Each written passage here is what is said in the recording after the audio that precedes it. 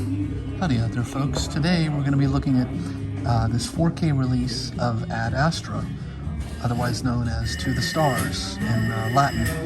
It stars, of course, Brad Pitt and Tommy Lee Jones, and also features the man behind the camera is Hoyt van Hoytema. Great name, by the way. He is, or Hoyt van Hoytema, I can't remember if it's Von or Van, but in any case, he's the same cinematographer who did the work on Interstellar.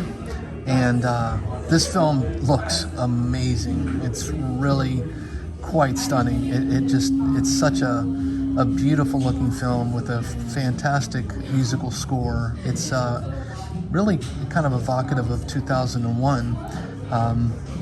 And it's similar as well in that it is a slow burn. It's not an action-packed space opera. It's definitely more of a meditative piece of science fiction, but there are some moments of impressive action, probably more so than 2001, to be honest. It does have some pretty interesting moments of hyperkinetic activity, including a wonderful opening.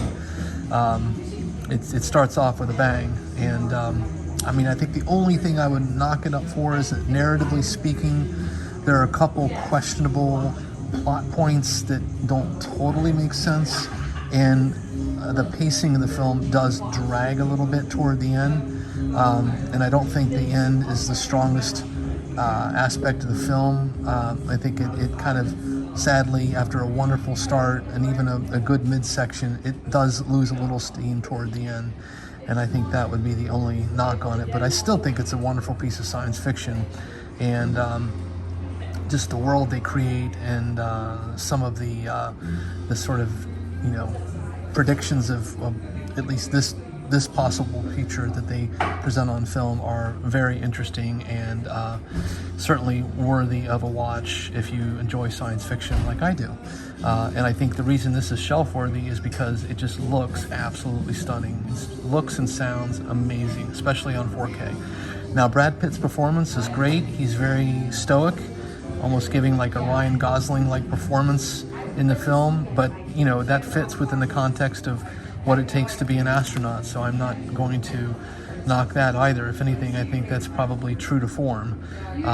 So on that note, I think in terms of the supplemental materials on this disc, I don't think they're anything really that great. There is a commentary by James Gray, the director, and a couple of other short supplements that are basically kind of a part of the standard EPK kit that you'll often get with a disc. So nothing revelatory by any stretch, but I think the film itself and this wonderful transfer are the reason you would want to have it on your shelf. So on that note, take care everyone, please stay safe and be kind.